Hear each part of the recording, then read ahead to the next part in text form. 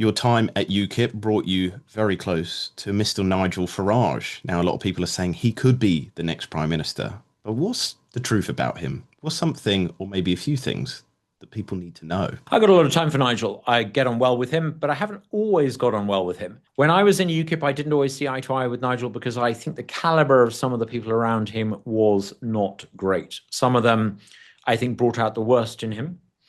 I think Nigel's a happier person now. I think he's in a better place as a person. I think he's more content with life now for all sorts of reasons. And I think that spills over into his politics. And I'm hoping that that means he has some higher caliber lieutenants around him. I think the issue about Nigel is not, is he going to become prime minister? The issue is, if he were to walk into Downing Street, does he have the plan and the people around him to implement it? That is the key question. You know, in politics, it's a lot easier to define the problems than it is to figure out how to tackle them.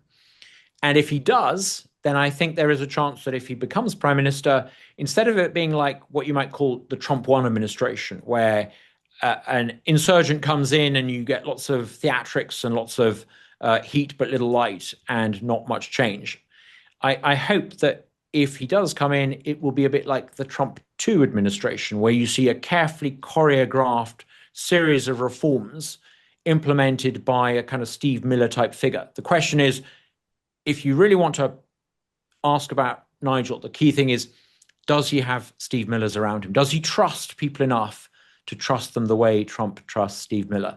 If he does, I think he could be the answer to a lot of this country's problems. If he doesn't, and he gets in, I think we could be in a really bad place because people will vote the last throw of the dice for change and not get it.